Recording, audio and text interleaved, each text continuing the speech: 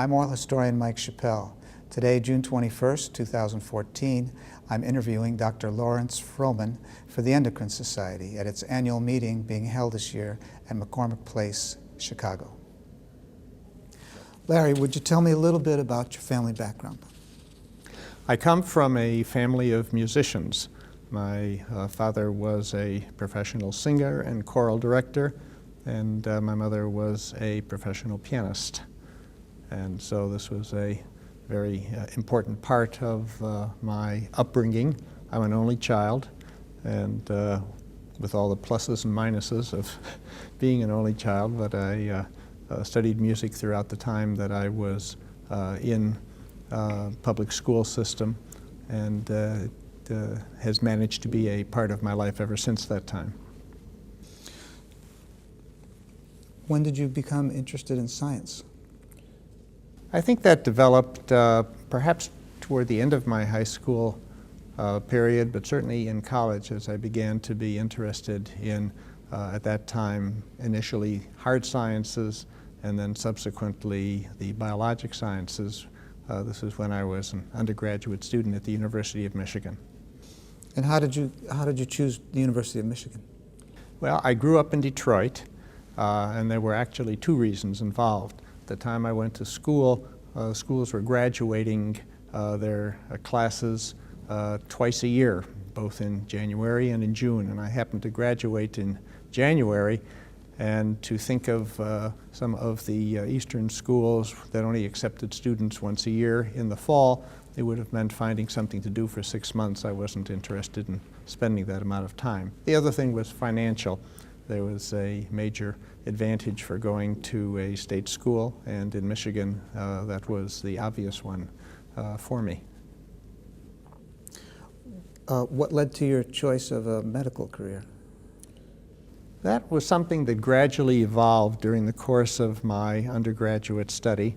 As I mentioned, I initially was involved in some of the hard sciences and chemistry and physics, and then decided that I had more interest in terms of things that related to biology and to human health, not necessarily human disease at that time, but that steered me toward the direction of medicine as a career. And I initially thought I was going to go on and get an undergraduate degree, but felt that during the last year that I had before making my decision that I was getting a little bit bored with some of the courses I was taking, and was at this point much more interested in moving on with medical training, saying that I'd give myself the extra year after I finished my training that I was saving at this point, and I would do some other activities with it.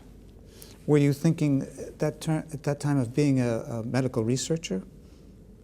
No, that actually did not come about until I was in medical school. And during my second year, I guess, I began to look for opportunities for carrying out research as a student. And the experience I had doing that made me realize that this was a type of professional life that was something that I thought I'd be very happy doing. And so by the time I graduated from medical school, I was looking for further training that would at least give me the option of a medical research and teaching career. Now, how did you went to the University of Michigan Medical School. That's correct. How did you get there? Well, once again, it was a question of what were the obvious medical schools to look at, and here finances were a big consideration. Michigan, of course, has always been an excellent school, and so here was the opportunity of both finding a superb place for education at a very affordable price, and it was clear-cut that this was my first choice of places to go. Did any of your instructors have a particularly strong influence on you? Well, particularly when I was in medical school in Ann Arbor, and the research project I ended up getting involved with was within the field of rheumatology. And there was a man who was head of the rheumatology program there, Ivan Duff, who served as a mentor to me and really cemented the fact that this was the direction in which I wanted to pursue my further training. And did you meet your future wife at this time? And I met my wife when I was actually a junior in medical school, and she was an undergraduate there at the time. And she was originally from New York area, but came to Michigan as an undergraduate, and we just were introduced, and it took off after that. What was her career path? Well, she had a master's in French and a teaching certificate, and she had just come back from spending a year in France and was basically looking toward French language education. How did you come to do your internship and residency in internal medicine at Yale, New Haven? Well, having been in Ann Arbor now for almost 7 years, I decided it was time to see how things were done in different parts of the country. And the area that attracted me most at that time was in the New England and Upper East Coast area. And so when I applied for internship and residency programs, I selected medical centers in that area, and I ended up being matched to the, at that time it was the Grace New Haven Hospital, which became the Yale Medical Center in New Haven. And then after you graduated, after you finished your residency, I mean, how did you imagine your career was going to play out at that point? Well, I went through my residency, and again, a lot of this depends on the people who you end up identifying with as role models.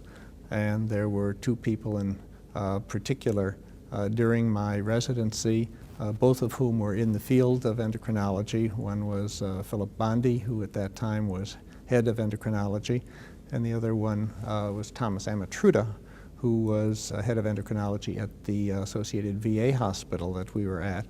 And the excitement that they had about what they were doing, and overall the kind of questions that were being asked by people in endocrinology made me feel that endocrine was the area that I wanted to spend my time in.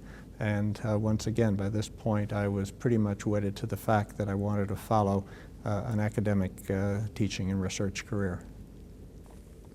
And then you went into the Epidemic Intelligence Service for a period. How did that come about? I went into the EIS, as we were calling it, not because I was looking for that particular branch of science to enter or service to enter, but I needed to have a deferment in order to be able to continue my residency.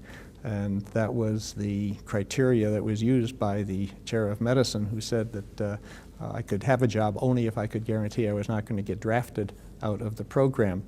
And the EIS, which was at that point part of the Communicable Disease Center, the CDC, was willing to allow me to finish my residency, give me the deferment that I needed for the 2 years, and then go into service with them. And so I had 2 very interesting years learning both some epidemiology, biostatistics for a short period of time, and then I worked at New York University both in a laboratory and doing some epidemiology in and out of the hospital.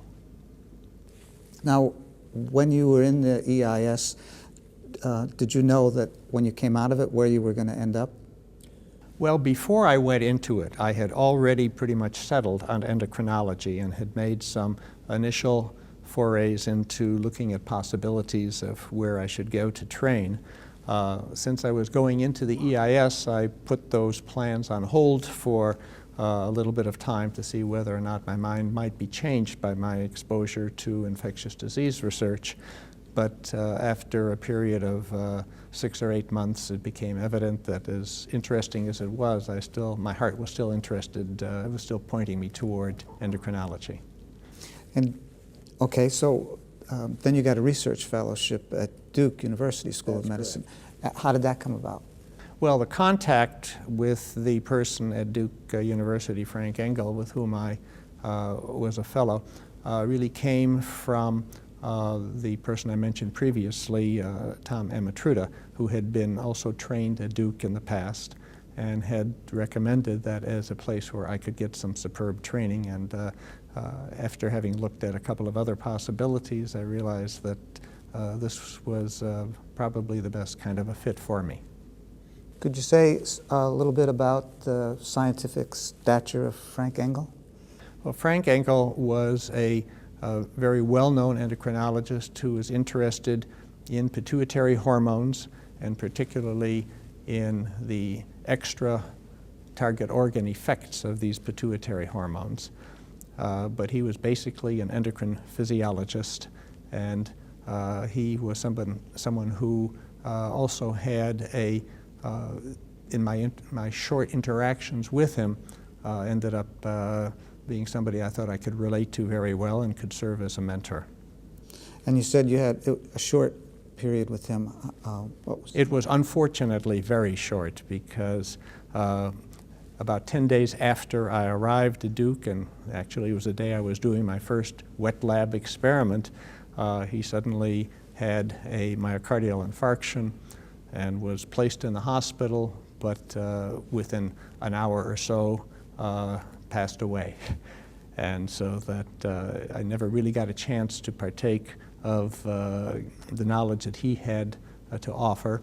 And it was, for a while, a very not only traumatic but unsettling experience. I had just moved to North Carolina with 3 children intact and with me, and we had to figure out what we were going to do. But fortunately, the program was strong enough that the man who was at that point head of rheumatology was James Weingarten, and he was appointed to be the interim head of endocrinology, and took on responsibility for several of us who were in training at the time. And I continued to work in the same lab, which was then being run by Harold Leibovitz, who was a junior faculty person working with Frank Engel. And he went out of his way to make certain that in addition to trying to build his career at the time, that he had time for those of us who were in the laboratory to help us develop our own research potential. Is that when you first became interested in the pituitary and in growth hormone? Well, I started off with the interest in the pituitary gland as I was gearing up to move to Duke.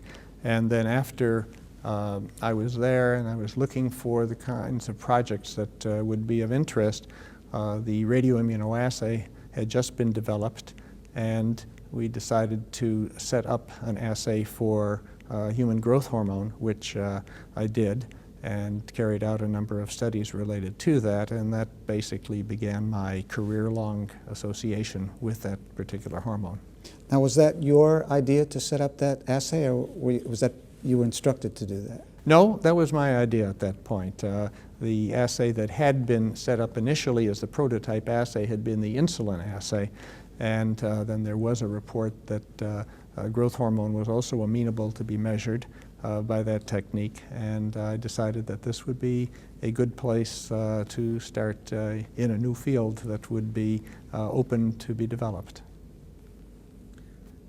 How were you recruited to your first laboratory and faculty position at SUNY School of Medicine in Buffalo? Well, when I finished, or as I was getting close to finishing my fellowship, I was looking for a faculty position, and although the opportunity was there to remain on at Duke for personal health reasons because of the climate in North Carolina, we decided that we were going to move back up north, and the then head of endocrinology, Jim Weingarten, had a contact who had just assumed the chairmanship of medicine at Buffalo, another rheumatologist, Evan Calkins, and made the contact for me, and I went up, visited Buffalo, and liked what I saw. It looked like it was a good opportunity to grow and develop a career, and we decided that that was a place to start. Now, how did you divide your day or your week when you became a professor? Well, it was an opportunity to carry out the developmental experiences that I was looking for. I had some clinic obligations to see patients, to teach the residents and students, but the majority of the time was available to me to set up my own laboratory, set up projects, and develop my research career. What were your major accomplishments there? Well, a major focus that began to develop at that point was in the role of the hypothalamus in controlling the pituitary, which was something which had just begun to be recognized by studies in the preceding decade. And I had the opportunity to meet another young man in the pathology department, Lee Bernardus, whose interest was in hypothalamus and obesity. And we happened to meet over a dinner meeting one day and talked for several hours before we broke up, and suddenly realized that our interests dovetailed and that we set up a collaborative effort which continued for the entire time, the 8 years that I was in Buffalo. And we were able to demonstrate effects of the hypothalamus on metabolism, on regulating insulin secretion, and also in terms of regulating growth hormone secretion. So it was a two-pronged tack, one looking at the effects on metabolism, and the other looking at the role of the hypothalamus and growth hormone. And both of these areas were continued during the time that I was in Buffalo. Okay, I'll ask you a little bit more about the science later. You took a sabbatical in Milan. Why did you do that? Well, the idea of going to another laboratory to learn a little bit more about neuropharmacology and its role in the control of growth hormone secretion seemed to be a good opportunity, a good choice to make at that point. I had a contact in Milan, Eugenio Mueller, somebody who was just a year or two older than I was, but who had been working in the field of growth hormone from a neuropharmacologic basis. And we struck up a friendship and decided that it would be interesting to pool our interests, which were in some ways similar, but in some ways approaching the subject from a slightly different way, to see if we could solve some of the problems that at that point were still open and unresolved. So I spent most of the year there, spent actually about 9 months of the year working in his laboratory, and then actually spent 3 months, the remainder of the sabbatical, working with a man by the name of David Rabin at the Hebrew University in Jerusalem. How were you recruited to the University of Chicago and Michael Reese Hospital in 1973? Well, I returned to Buffalo after my sabbatical and suddenly found that I was getting some inquiries from people about the possibility of taking on leadership for an endocrine division. And one of those opportunities was at Michael Reese Hospital in the University of Chicago. The person who had just moved there as chairman of medicine, Lou Sherwood, himself an endocrinologist, had been aware of some of my work and asked me to come out and look at the possibility of running the division there. And although I had some question as to whether I wanted to leave the primary university setting, this looked like an opportunity to, again, build and grow a division with good support from a chairman with an interest in endocrinology, and I made the decision that this was something to try out. What was the state of the division when you first got there? Did you know what, did it meet what you expected it to be? Well, the division was practically non-existing. There had been one endocrinologist there beforehand who had left at that point, and so there was an opportunity to grow and build the division with people that I was able to recruit. Actually, one of the people had been recruited by Sherwood himself to help run his laboratory, and the others I was able to recruit young people to come in to help start their careers. And so it was a division that was very cohesive, worked very well together, and it was a group that I think was able to accomplish a number of activities. So what would you say your most significant accomplishments were as director of the Division of Endocrinology there? Well, there were two major areas. One actually was a digression from my interest in pituitary disease, and that was that we had uncovered a case file of some 5,000 children who had been irradiated to their head and neck, primarily for tonsils and adenoids, a number of years previously. This is going back perhaps 25 to 30 years previously, and they were now beginning to show up with thyroid tumors and thyroid cancer. And we set up a major recall program at the hospital, and were able to recruit, bring back over half of that population, over 2,500 patients who were evaluated and whom we could assess the frequency of thyroid tumors.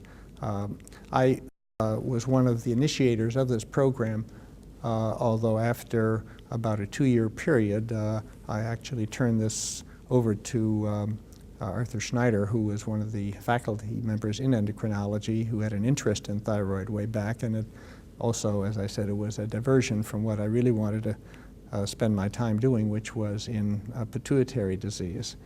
And at that point, we set up a number of assays. We were looking for the control of growth hormone secretion, for methods to try to quantitate this, to looking for the factors from the hypothalamus that were responsible for regulating growth hormone secretion.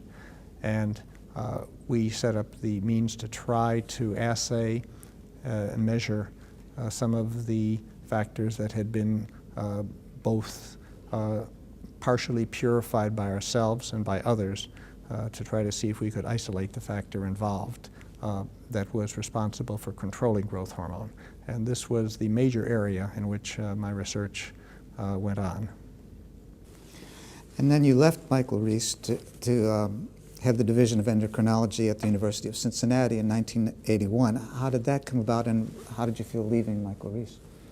It was with very mixed feeling. Michael Reese was an excellent hospital, but its philosophy was a little bit different than what I was looking at. It was primarily a hospital. The resources of the hospital were going almost entirely into patient care-related activities, and the willingness of the hospital to support research growth and development was more limited than I had hoped that it would be. And it finally hit me that what I really needed was to be in a location that was primarily a university medical center where there was the kind of a balance that would be more appropriate for what my needs were. So that one day I received a call from a friend of mine who was on the search committee. They were looking for a head of endocrinology at the University of Cincinnati, and he induced me to come down to take a look to see if this might be something that would be attractive to me. And I did make that trip. I met the chairman of medicine there, Martin Goldberg, who had come from the University of Pennsylvania and was rebuilding several of the sections. And it was a very nice opportunity to be able to come down and build a division in an academic medical center. Now, what features stand out from this period of your career? Well, during the time that I was in Cincinnati, I also was able to build up an endocrine division that had pretty much deteriorated and had only a few senior members who were very close to retirement. And again, we attracted a lot of fellows into the program, and more importantly, or most importantly, I was able to expand the research activities that went on. And probably a major part of my scientific output occurred during the 11 years that I was in Cincinnati. Would you talk a little bit about how you came by your skills and knowledge in molecular biology? Well, from what I've mentioned, I was trained originally by people who were endocrine physiologists and was involved in clinical work. With the way that the research activities were going and the things that were going to be necessary to understand growth hormone regulation, one was going to have to look at the cellular level, and this was going to involve molecular biology. I didn't have training in molecular biology. I did have to make a decision as far as what was the best way to obtain that training or obtain that capability for the laboratory. One was to go on a sabbatical for 6 months or a year and to try to learn techniques. But with the rapidity in which the field was changing, I realized I would come back, be saddled with a lot of the responsibilities that I had and not be able to continue to develop the field. So that the alternative was to try to recruit somebody into our group who was a well-established molecular biologist who would then be able to take on those aspects of the studies that we were doing and also provide educational experience to me in terms of learning what was going on in molecular biology. And I was fortunate to find a man, Piotr Chomczynski, who was at the NIH, who was looking to leave the NIH, and he was interested in joining our group, and so he became an integral part of the group. Could you say a little bit about his background, his stature? His background was that he's originally from Poland and had his PhD in Poland, made a decision that for professional opportunities he wanted to leave Poland, and so he moved to the NIH where he worked for several years and developed some of the current techniques that were at that time current, and was somebody who had some very interesting ideas about how they could be applied to overall animal physiology studies. And so it was, again, a good fit, and somebody who fit in nicely with the group and turned out to be an important linchpin in a lot of our studies that went on from that time. You became Edmund F. Foley Professor at the University of Illinois in 1992. How were you recruited to the University of Illinois? Well, as I mentioned, I had been at the University of Cincinnati for a total of 11 years, and that plus my previous experience at Michael Reese had given me about 2 decades of running an endocrine division, and something inside of me said, well, maybe there's more of an opportunity for further growth, and the next logical step would be to take on leadership for a department. The department chair in Cincinnati, for which I had been considered an internal candidate, had been filled by an outside individual, and so the opportunity was not going to be there in Cincinnati, and I began looking at what possibilities might exist, and the possibility of a position at the University of Illinois at Chicago presented itself. And once again, it was a new dean who had arrived there, somebody who actually I had known from Michael Reese, my Michael Reese days, and I was again given resources and encouraged to come and help build up a new department. Who was that dean? That dean was Gerald Moss. And the Department of Medicine at the University of Illinois at Chicago UIC at that time was in need of major rebuilding. And so that was one of the challenges, and one of the very exciting challenges, in being able to recruit people in other areas of internal medicine, in cardiology, infectious disease, in hematology, oncology, general internal medicine, that were able to help build up the department. And that was probably one of the very exciting, most exciting periods during my professional career in terms of being able to see an enhancement and a growth of a whole department. And then why did you step down as chair in 2001? I kept that job for 9 years, and it was extracting a toll because, as with most people in academic environment, academic medicine, you don't take on new positions by giving up all of the things you were doing previously. You just simply add the new responsibilities on. And so it was detracting from what I could be doing in the laboratory, and it was also taking up a lot more of my own personal time that I wanted. I wanted to get my life back, and so it was time to step down and to let somebody else take on that job.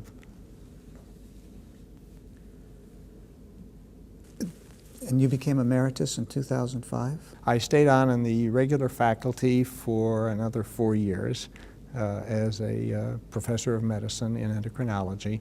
And then after that, it was time to move on to an emeritus position.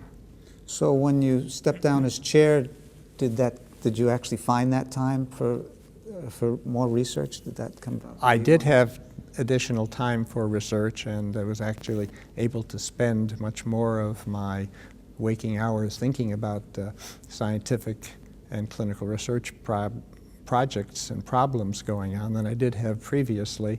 Had closer contact with the laboratory, and I was able to accomplish what I hoped I would after I had stepped down. Maybe now we could talk about your research in a little more detail. Sure. What led to your investigations of the ventromedial hypothalamic nuclei? Well, I believe I started to mention this, that it was a pure chance association with a man who had been working as a physiologist looking at the hypothalamus and metabolism. And together we began to think that this was a good opportunity to both be able to look at growth hormone secretion, which had been my long-standing interest, as well as the role of the hypothalamus on obesity. And we developed a team, the two of us plus two other junior faculty members this was at the University of Buffalo, that allowed us to look in both directions of the effect of both stimulation and destruction of the hypothalamus, and trying to identify the roles of various portions within the hypothalamus that were responsible for the controlling activities. Would you mention his name again? Lee Bernardus is the principal person with whom I collaborated. And what was the state of the art when you began this work? Well, there had been some studies done in which the hypothalamus had been recognized as being involved in growth. And this had been some very seminal studies done by Seymour Reichlin, but it hadn't been carried too much further than that. And what we were able to do was to show that by inserting electrodes into the hypothalamus and stimulating the hypothalamus, we could actually stimulate growth hormone release from the pituitary of the rat. And then by destroying regions of the hypothalamus, we could decrease the amount of growth hormone that was present in the pituitary. And so we nailed down the importance of one particular region of the hypothalamus in the regulation of growth hormone. And this was, again, the focus of the research that I continue to carry on for the next decade or two. Were there any key moments in that research that you were doing that were particularly exciting to you? Well, I think the first excitement was when we were able to show for the first time that we could actually induce growth hormone to be secreted from the pituitary by an electrical stimulus to the hypothalamus. And then we began to look at what might be responsible for those activities. And that also prompted further interest in trying to find the factor in the hypothalamus that was being released as a result of this electrical stimulation, which was the quest to try to find a growth hormone releasing hormone. That was quite a time. Could you say a little bit about that, what it felt like?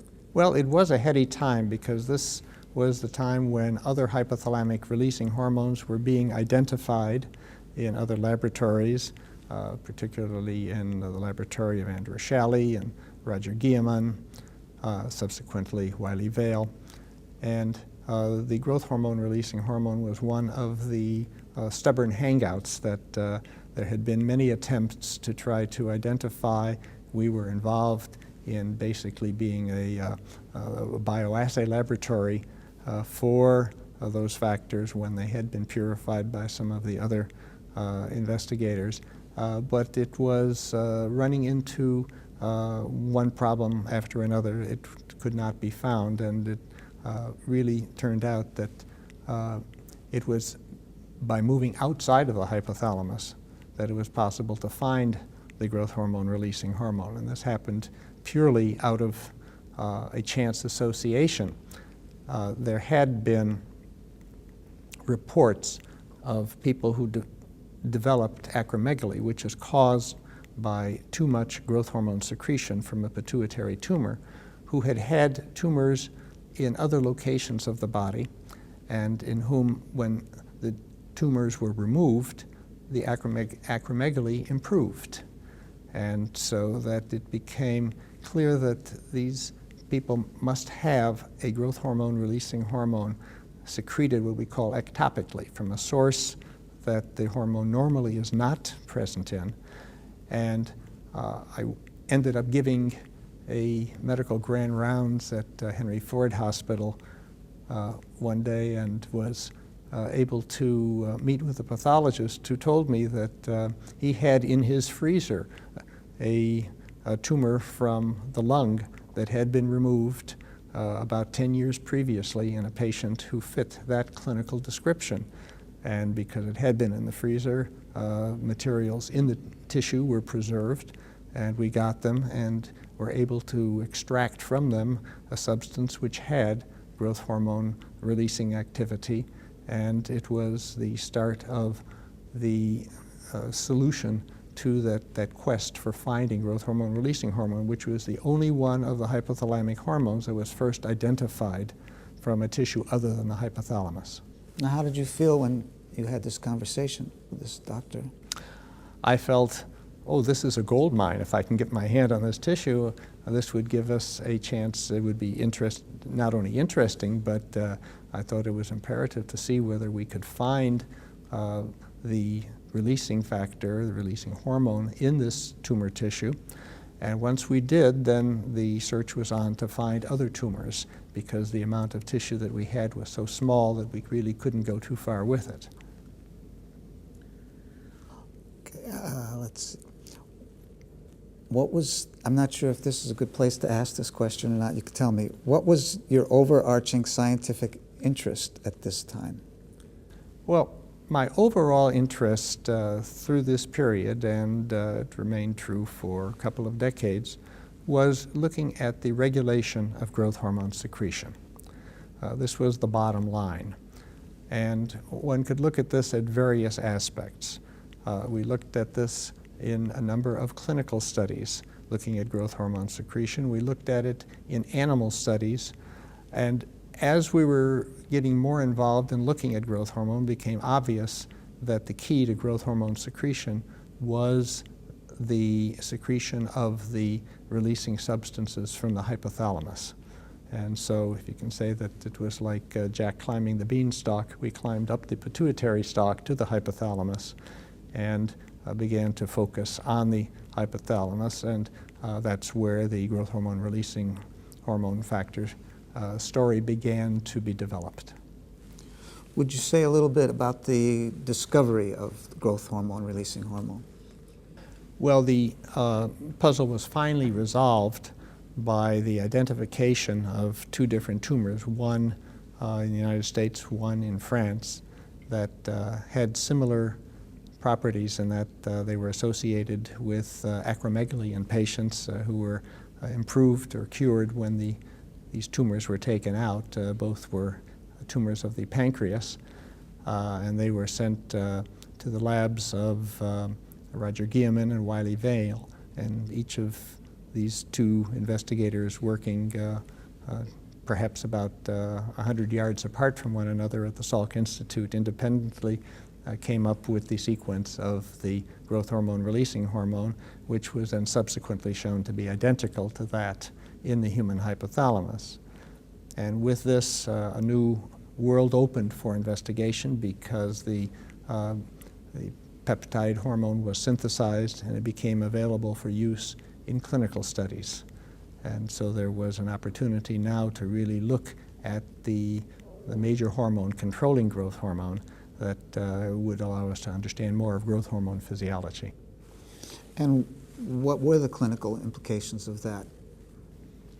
Well, the implications were that there were, we could now define two different kinds of situations in which growth hormone deficiency could occur. One was due to a disease of the pituitary, where there were just not enough cells in the pituitary to make growth hormone. The other is where there might be a deficit of the releasing hormone in the hypothalamus. And that would then be able to be corrected if one could potentially supply the growth hormone releasing hormone to an individual, particularly to a child who is growth deficient. And most of the children who had growth hormone deficiency as children did not have anything wrong with their pituitary. It's just that the pituitary was not getting the appropriate stimulus. And so the thought was that growth hormone releasing hormone might very well be capable of correcting this defect. Now, where would you get that growth hormone releasing hormone? Well, at this point, it was small enough, it's a small enough molecule of 44 amino acids that it could be readily synthesized in the laboratory. So this was all made chemically in amino acid and peptide synthesizers, and it became available in virtually unlimited quantities. But it was available, our interest at that point was in looking at the physiology and the biochemistry of the releasing hormone. We did studies on its metabolism and its circulation in the bloodstream, and B, on the effects it had on the pituitary and how the pituitary responded to the hormone. And these were a series of studies that some of which we carried out in our own laboratory, others we collaborated with Michael Thorner, his laboratory group, and we were able to, I think, add quite a bit to the knowledge of the physiology of growth hormone secretion based on the releasing hormone studies. And was this synthetic hormone? This was all synthetic hormone, yes. Okay. And what animal models were available to you when you began these studies? Well, at this point we were using normal animal models, and then came about a couple of interesting observations with animal models that had spontaneous growth deficiency. And there were two models in particular. One was called the little mouse, or the lit mouse, and the other was the dwarf rat. The lit mouse was the animal strain or the animal species that was first recognized. It was not known why these animals were growth deficient, and what we did was to look at the ability of the pituitary of these little mice to respond to the growth hormone releasing hormone, and we found that they did not. And the defect appeared to be in the inability of the hormone to signal the various processes that had to occur in the pituitary to get growth hormone released. And one of the important intermediaries in causing the release of growth hormone was the generation of a compound called cyclic AMP. And the pituitaries of these mice did not respond to growth hormone releasing hormone to raise cyclic AMP levels. And so we postulated that there was a defect somewhere in the receptor for growth hormone releasing hormone in these animals. And eventually, another laboratory run by Kelly Mayo actually sequenced the growth hormone releasing hormone receptor and showed that there was a defect, a mutation in the receptor, and that this was responsible for the lack of response. The other model, which we then found a couple of years later, was the dwarf rat. And we wondered whether or not there was a similar type of mutation. And the answer there was no, it was a different kind of a mutation. It was further down what we call the signal transduction pathway in the pituitary. They were able to respond and cause an increase in cyclic AMP, but they were not able to release growth hormone in response to that. And the defect still hasn't been fully identified, but we use that model to try to study isolated growth hormone deficiency in animals, in both the mouse and in the rat. What did you learn about the biology and physiology of the growth hormone releasing hormone and growth hormone from animal models? Well, we used a variety of animal models. The small animal models, primarily the mouse and the rat, were used for in vitro studies and molecular biology studies. We actually had ended up cloning the mouse growth hormone releasing hormone from normal mice. And this was as a result of studies that had been carried out, also done in collaboration. And I have to add, with the major effort being done there was by my son, who is a molecular biologist who was at the University of San Francisco at the time. His name? Michael Frohman. And he has gone on to a career at SUNY Stony Brook as the chairman of pharmacology there now. But we did studies there, again, looking at the regulation of growth hormone releasing hormone. We began to look at the receptors that were involved for growth hormone releasing hormone on the pituitary, and also another hypothalamic hormone, somatostatin, which is an inhibitory hormone from the hypothalamus that inhibits growth hormone secretion. And we looked at the receptors for somatostatin at the same time. And again, these were done in animal models where we could manipulate the physiologic environment and see the effects on the receptors. Recognizing that we had two different hormones that were important in regulating growth hormone secretion, it then became of interest to see if we could measure those releasing hormones in releasing and inhibiting hormones in circulation. Of course, the only circulation that you can get that kind of information from is the blood that flows from the hypothalamus to the pituitary. That's something that's not amenable to being studied in humans. And with Ian Clark in Melbourne, who had developed a model in which he was able to cannulate these vessels in sheep, we carried out a number of studies in which we were able to demonstrate the pulsatile nature of the secretion of these two hormones and the relationship to the pulsatile secretion of growth hormone. So again, it was adding information to the physiology of the regulation of growth hormone secretion. Now, I imagine things got a lot more complicated when you were looking at two hormones interacting than just one, focusing on one. Is that correct? That's true, and actually there was a third hormone involved that became recognized at some later stage, which was initially called the growth hormone secretagogue, which now has got an identified name as ghrelin. And there are also receptors on the pituitary for this growth hormone secretagogue, which, although its major source is from the stomach, there is also some ghrelin in the hypothalamus. And looking at the receptors in the pituitary, we now had 3 hormones to be looked at, and we could see changes in the receptors for each of these hormones, which varied under different circumstances. So yes, it did become more complex, but this is the way that science moves. So you enjoyed that challenge? Very much. There were always questions of, the data was coming out very clearly, but it was all a question of how do you interpret the data? And how do you interpret this in light of all the work that was being done in other laboratories and things that were in concert with them, others that seemed to be discordant. What's happening currently in, well, say, in synthetic growth hormone releasing hormone?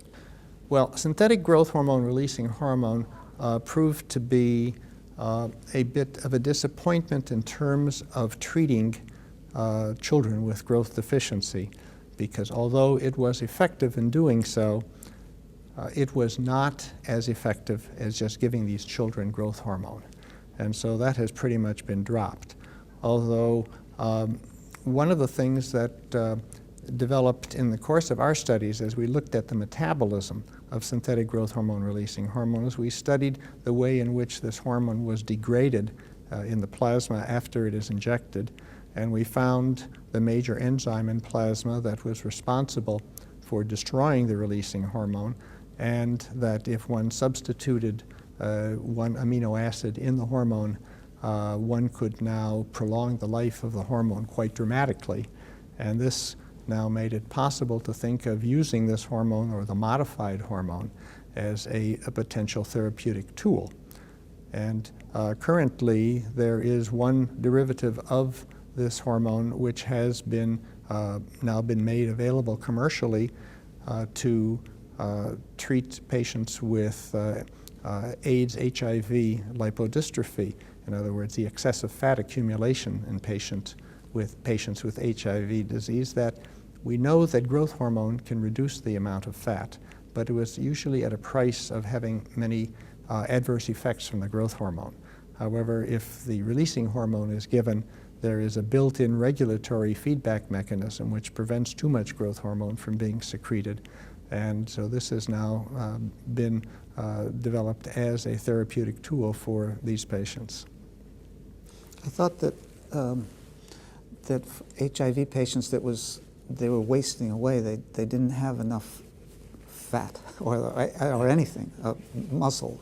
Well, actually, there is some wasting, although many of the antiretroviral drugs now have turned HIV into a chronic disease rather than one that is rapidly causing the demise of a patient.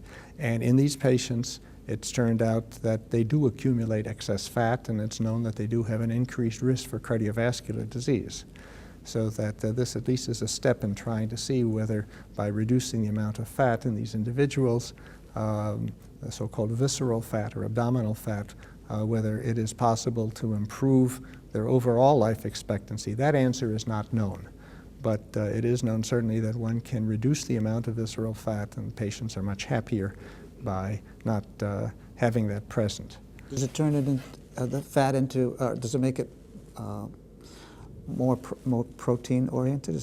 Well, basically it uses the fat it causes the fat to be burned, and therefore they use it for energy metabolism. The other hormone, of course, that has had even a much greater clinical impact is the somatostatin, because here again, analogs of the somatostatin, again, which were chemically modified, and this was done primarily in pharmacy, in pharmaceutical firms, to prolong the activity, the duration of life of these compounds, have now been used to suppress growth hormone secretion in states where it is oversecreted, such as pituitary tumors that make growth hormone and that cause acromegaly. And these drugs are now have been available for some 25 years and are a mainstay of therapy of patients with acromegaly. Acromegaly in the early 1990s when you arrived at the University of Illinois. Well, this was a subject which had not really hit the radar screen as far as I was concerned, and it all came about again because of a chance conversation with a neurosurgeon at Cook County Hospital, which was just a couple of blocks away from our medical center, who had 3 brothers who had acromegaly, 2 of whom had been operated on and had pituitary tumors. And the question was, what's going on with these individuals? And there had been reports of familial acromegaly in the literature actually going back almost 100 years. But they had been interesting clinical observations. Not too much had been carried out, except there was one paper that suggested that there might be a mutation in a gene that was thought to be possibly a tumor suppressor gene. Well, we had both pituitary tumor tissue as well as peripheral leukocyte DNA material, and we began to look for the possibility of a tumor suppressor gene defect that might be present, and using a technique that resulted in identifying where there was what was called loss of heterozygosity, which meant that if one carried a gene that was deficient, one would have no particular problem because the parallel gene on the other chromosome would be normal. But then frequently we lose portions of chromosomes in our tissues, most of which are never recognized during our lifetime. But in these individuals, they lost the normal chromosome in their pituitary tissue. They were now without this tumor suppressor gene, which resulted in pituitary tumor formation. And the question was how to identify what this gene was, and this required studies in a number of families, all of whom showed this familial acromegaly. We had one very large family that became available to us from Brazil with 7 of 13 siblings having at this point either acromegaly, or when acromegaly occurs at an early age and people grow tall, it's called gigantism. It's the same disease but at a different stage in life. And we were able, with those families as well as with another 5 or 6 additional families, to identify that this was present on one particular chromosome, chromosome 11, and we were able to bring down the region of interest to a few million bases, a few megabases, that the gene defect must be present. Eventually the problem was solved by a group of Finnish workers who had very strong genealogic tables and were able to look at familial inheritance patterns over multiple generations, and with newer sequencing techniques they identified a gene that was actually mutated in patients with this disorder. This was the AIP gene, and the AIP gene turns out to be a gene that's present, that's expressed in all sorts of tissues and has many other functions unrelated to the pituitary, and it wasn't initially recognized that this was the same gene that was causing these pituitary tumors. Now, not everybody who has this gene defect will develop a pituitary tumor, and it may be only upwards in the neighborhood of 30 to 40%, and so it is felt to be a predisposition gene rather than an actual tumor-causing gene itself. There must be something else involved, and that hasn't yet been identified. But this was the whole story of having the chance observation of the brothers with acromegaly, leading eventually to was the identification of the gene involved. Over the course of your career, you've served as editor on numerous editorial boards of endocrine journals, such as the Journal of Clinical Endocrinology and Metabolism, the American Journal of Physiology, Endocrinology, and currently you're associate editor of Translational Medicine. Is that correct? That's correct. Yeah, okay. You also edited the textbook Endocrinology and Metabolism, which has gone through, now it's in its 4th edition, and most recently 2001 with Philip Feelig. Right. Would you comment on the place of editorships in an academic career? What have been the joys and sorrows in your particular experience? Well, serving as an editor, to an extent, serving on the editorial board of journals, and even more so as an editor of a textbook, has been a very rewarding opportunity, because it's the ability to try to transmit information that is going to be of use to others at a clinical level to help them in terms of their understanding of disease and their treatment of patients. And these were books that encompassed, particularly the textbook, involved all of endocrinology.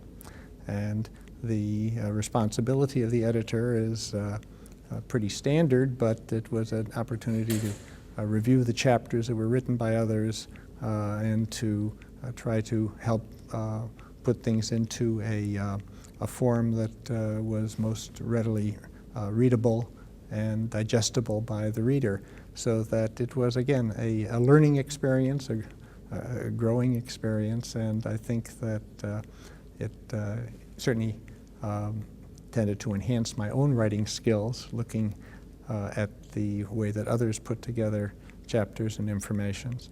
And overall, aside from, of course, the considerable work involved, because, as I mentioned before, it isn't as a substitute for something else you're doing. It is just one additional activity that you're taking on. But it's been something that it was a very, as I said, a very rewarding experience. I'd like to ask about your philosophy of mentoring, if you have one, and maybe you could mention some of your key fellows over the years. Well, I've had opportunity to mentor about 20 postdoctoral fellows, most in research programs, some in combined research and clinical programs, and in addition, several predoctoral students were also under my responsibility to direct their studies. And I have always enjoyed working with the fellows and the trainees. I think this is, to me, one of the important aspects of being in an academic position. My own way of interacting is primarily on a one-on-one basis. This may not be the best way for somebody to develop a huge number of trainees where this responsibility is delegated out to others, but that's not my style. I get a lot of enjoyment and satisfaction of the one-on-one contact, working on designing projects, posing challenges to the individual trainee, and hopefully letting them come up with the solution that is going to answer the question. And it has resulted in a number of lasting friendships for decades subsequent to their training having been completed. And a good number of these people have gone on into academic positions of their own, which has, again, been very rewarding, because this is one of the major cruxes of being in an academic position, is to train your successors and train the next generation of people who will take over the work that you've been doing. Are there some particular fellows that you would like to mention at this point? Well, I would mention at this point, in particular, one, a woman from Rio de Janeiro, Monica Gadelha, who worked with me for 2 years. At the time, she was already a physician, but was also getting her PhD and did that work in my laboratory. And she has gone on to develop a very productive academic career. Another is John Olaf Janssen in Gothenburg, Sweden, who has stayed on in an academic environment and has been doing some very exciting work in the course of his career. And then there are many others. I probably ought to stop at that point. Okay. Okay, dating back to the 1970s, you served on NIH study sections and advisory committees. You were also the Veterans Administration Endocrinology Merit Review Board. You were on that. The FDA Endocrine Metabolism Review Committee, the United States Pharmacopoeia, and you've been an advisor to major pharmaceutical companies. Would you outline the responsibilities involved as you experience them in each of these settings, or summarize it, I guess, and the place of such service in an academic career? Well, service on particularly the federal committees and the review boards, which is basically reviewing grant applications that others have submitted. First of all, from a very self-centered aspect, it was extremely educational for me. Probably improved my ability to write grants, to see how others were doing it. But I think that the peer review system is something that is extremely important and has worked extremely well over the entire time of my professional career before I was a professional in this area. And I think it is an important contribution that all of us in an academic setting should be making. It is a contribution to the perpetuation and continuation of good science that is critically important in terms of advancing our knowledge and improving our ability to find ways to improve health. I've served in an advisory capacity both to some large pharmaceutical companies as well as some small startup companies. And there, I think that, again, it has given me an opportunity to see a different aspect of the development of drugs, what is involved, something that normally is not seen in the environment of working in an academic research laboratory. And I hope that the advice that I've been able to give to each of these groups has been felt to be useful in terms of helping them carry out the work of drug development. Okay, you've also been active in a number of professional societies. You're president of the Central Society for Clinical Research and the Pituitary Society. Would you talk a little bit about the Central Society for Clinical Research and maybe some of the key issues you were involved in? Well, the Central Society of Clinical Research was and is a regional society encompassing about 15 or so states in the central, mostly north central part of the United States. And it's involved in primarily a combination of both basic and clinical investigators that have banded together for promoting the science, holding annual meetings, and at this point publishing a journal called Translational Research, which had as its previous name Journal of Laboratory and Clinical Medicine. And I had been active on their council for a number of years and was honored to be elected to be president for 1 year. And at that time was involved in helping to make a major revamp of the journal, which had been sitting in a rather stable but uninspiring condition. And I think it has begun to make some major changes now under a new editor that we were able to select, and the journal is picking up in its circulation.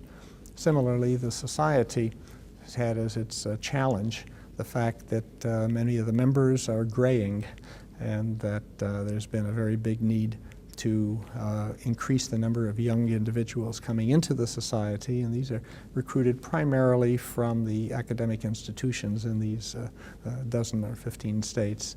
And I was involved in trying to help that process be invigorated. And what about the Pituitary Society? You were a founding member as well as president of the Pituitary Society. Would you say a little bit about that? Well, the Pituitary Society, its focus is obvious. It was founded around 20 years ago, and it was a group of us who felt that there was enough interest and enough people who had a desire to see an enhancement of overall recognition and emphasis on pituitary disease to form a society. And it has gradually grown from a very small group to one which now encompasses about 400 to 500 members, holds conferences every other year, and it is devoted primarily to both basic and clinical pituitary disease presentations, and they are excellent meetings that occur. And during the time that I have been active on this, again, it was a question of trying to find ways to spread the word of the society, increase its membership, which has been successful, and after 20 years in helping to develop a new generation of people to take on the leadership roles in the society. And I have also been involved in a committee that we have called the Digital Communications Committee, which is an attempt to try to develop a website that will have advantages for and provide information for patients with pituitary disease that they can turn to in order to obtain additional knowledge, information, finding physicians. So that has been a very important part of my role in terms of society activity. You received the Rohrer Clinical Investigation Award from the Endocrine Society, and you've been very active in the society. You served on the council and numerous committees. Would you talk a little bit about the growth of the society and the society's place in the field? Well, the society has been my both scientific and clinical home for many years, and it is a society that I have very strong feelings for, and I have been very happy to contribute when asked to contribute to the activities of the society. When I first joined the society, this was when I was still in Buffalo. I remember it was a relatively small group with perhaps 300 to 400 people attending the meeting. We had at 2 simultaneous sessions for part of the time and a single session for the rest of the time. And it has been very exciting to see the growth of the society and the increase in the interest of people in attending the society's meetings and all of the various activities that the society has undertaken in terms of both becoming an international organization as well as helping develop people interested in the society, both among minority, limited access individuals, as well as people with peripheral interests to endocrinology. And I just heard that the attendance at this Endocrine Society meeting is over 10,000 individuals, which has set a record. And I think that's it's a very exciting undertaking. And to have been a part of helping this society enhance itself and enhance its growth has just been, again, very rewarding to me. What are your current views of the field? I think endocrinology remains a very exciting field. I think that it has progressed in its period, which is, if you consider the Endocrine Society has been present for almost 100 years, the field of endocrinology perhaps for a little bit longer than that, but we've watched a number of very important milestones having occurred with identification of hormones, measurement of hormones in circulation, understanding mechanisms by which hormones exert their actions on peripheral tissues, an expanding of the field to more than the classic endocrine glands, because we now recognize that hormones involve actions on many tissues that are not considered to be endocrine tissues, and that we are now looking at intracellular mechanisms by which hormones exert their action, many of which are leading to opportunities for developing new therapeutics to control not only endocrine disorders, but disorders due to altered secretion of hormones that are not normally considered that way. And I think the future of the field is going to remain every bit as exciting as it has in the past. Thank you. You're welcome.